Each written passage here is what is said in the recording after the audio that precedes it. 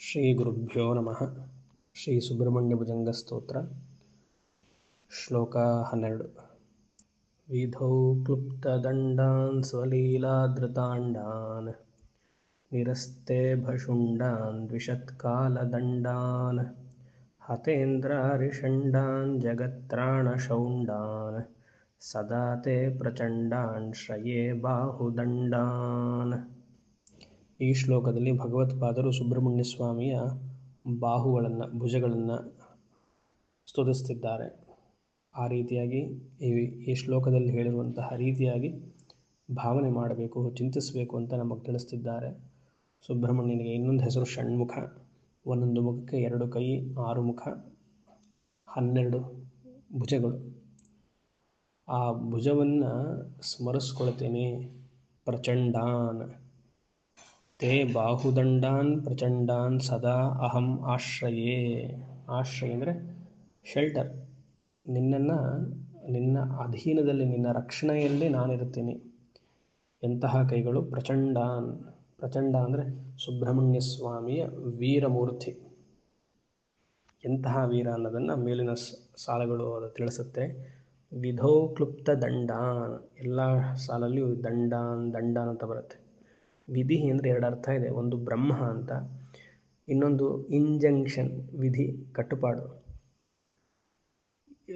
ವೇದ ಹೇಳಿರುವಂತಹ ರೀತಿಯಲ್ಲಿ ಜೀವನವನ್ನು ನಡೆಸ್ತಾ ಇದ್ದರೆ ಆಗ ಸುಬ್ರಹ್ಮಣ್ಯ ಸ್ವಾಮಿ ನಮಗೆ ಆತನ ಕೈಯಿಂದ ದಂಡ ಅಂದರೆ ಒಂದು ಯೋಗದಂಡ, ಯತಿಗಳೆಲ್ಲ ದಂಡ ಇಟ್ಕೊಂಡಿರ್ತಾರಲ್ಲ ಹಾಗೆ ಯೋಗದಂಡ, ಮಾಯಾದಂಡ, ಹಲವಾರು ದಂಡಗಳಿರುತ್ತೆ.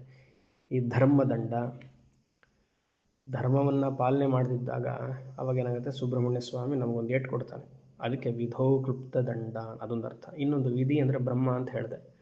ಬ್ರಹ್ಮ ಸುಬ್ರಹ್ಮಣ್ಯ ಸ್ವಾಮಿ ಪ್ರಣವೋಪದೇಶದ ಬಗ್ಗೆ ಅರ್ಥವನ್ನು ಕೇಳಿದಾಗ ಸರಿಯಾಗಿ ಉತ್ತರ ಕೊಡದೇ ಇದ್ದಾಗ ಚತುರ್ಮುಖ ಬ್ರಹ್ಮನ ತಲೆ ಮೇಲೂ ಒಂದು ತಟ್ಟದ ಹೀಗೆ. ಅಂತಹ ಕೈಗಳು ವೀರ ಕೈ.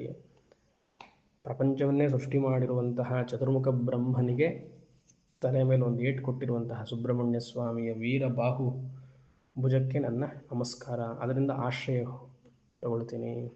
ವಿಧೋ ಕ್ಲುಪ್ತ ದಂಡಾನ್ ಸ್ವಲೀಲಾಧೃತಾಂಡಾನ್. ಸ್ವಲೀಲ ಆಟ. ಅವನ ಸುಬ್ರಹ್ಮಣ್ಯ ಸ್ವಾಮಿ ಆಟ ಏನೋ, ಈ ಪ್ರಪಂಚವನ್ನು ಅಂಡಾಕಾರದಲ್ಲಿ, ಮೊಟ್ಟೆ ಆಕಾರದಲ್ಲಿರುವಂತಹ ಈ ಪ್ರಪಂಚ ಅಂದರೆ ಭೂಮಿ ಮಾತ್ರ ಅಲ್ಲ, 14 ಲೋಕಗಳು. 14 ಲೋಕಗಳು ಈ ರೀತಿಯಾಗಿ ಹಲವಾರು ಬ್ರಹ್ಮಾಂಡಗಳು, ಪಿಂಡಾಂಡಗಳೆಲ್ಲ ಇರುತ್ತೆ. ಅದನ್ನೆಲ್ಲ ಆಟದಂತೆ ಸೃಷ್ಟಿ ಮಾಡುವಂತಹ ಸಾಮರ್ಥ್ಯ ಇರುವಂತಹ ಸುಬ್ರಹ್ಮಣ್ಯ ಕೈಗೆ ನನ್ನ ನಮಸ್ಕಾರ, ಆಶ್ರಯಿಸ್ತೀನಿ. ಸ್ವಲೀಲಾಧೃತಾಂಡಾನ್ ನಿರಸ್ತೆ ಬಶುಂಡಾನ್. ಇಬಹ ಅಂದರೆ ಆನೆ. ತಾರಕಾಸುರನ ಸಂಹಾರ ಸಮಯದಲ್ಲಿ ತಾರಕಾಸುರ ಆನೆಯ ಮುಖವನ್ನು ಧರಿಸಿ ಆ ಆನೆಯ ಮುಖವನ್ನು ತುಂಡು ತುಂಡು ಮಾಡಿರುವಂತಹ ಸುಬ್ರಹ್ಮಣ್ಯ ಕೈಗೆ ನಮಸ್ಕಾರ. ಇಬಹ ನಿರಸ್ಥ ಅಂದರೆ ತುಂಡು, ಶುಂಡಾನ್ ಅಂದರೆ ಆನೆಯ ಸೊಂಡಲು. ನಿರಸ್ಥೆ ಬಶುಂಡಾನ್ ಹಲವಾರು ರೀತಿಯಾಗಿ ಅರ್ಥ ಇದೆ. ಸ್ಕಂದ ಪುರಾಣದಲ್ಲಿ ಬೇರೆ ಬೇರೆ ಕಥೆಗಳು ಬರುತ್ತೆ. ಗಜಾಸುರನ ಸಂಹಾರ ಮಾಡಿರುವಂತಹ ಕಥೆ ಬರುತ್ತೆ. ಅದು ಶಿವನಿಗೂ ಹೇಳ್ತಾರೆ, ಸುಬ್ರಹ್ಮಣ್ಯ ಸ್ವಾಮಿಗೂ ಹೇಳ್ತಾರೆ.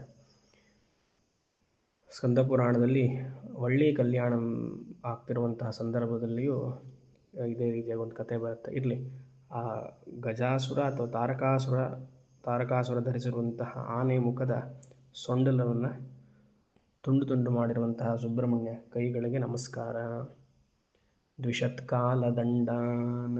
ದ್ವಿಷತ್ಕಾಲದಂಡಾನ್ ಅಧರ್ಮವನ್ನು ಮಾಡ್ತಿರುವಂತಹ ವ್ಯಕ್ತಿಗಳಿಗೆ ಯಮದಂತೆ ಇರುವಂತಹ ಸುಬ್ರಹ್ಮಣ್ಯನ ಕೈಗಳು ಆ ವ್ಯಕ್ತಿಗಳನ್ನು ಸಂಹಾರ ಮಾಡುತ್ತೆ.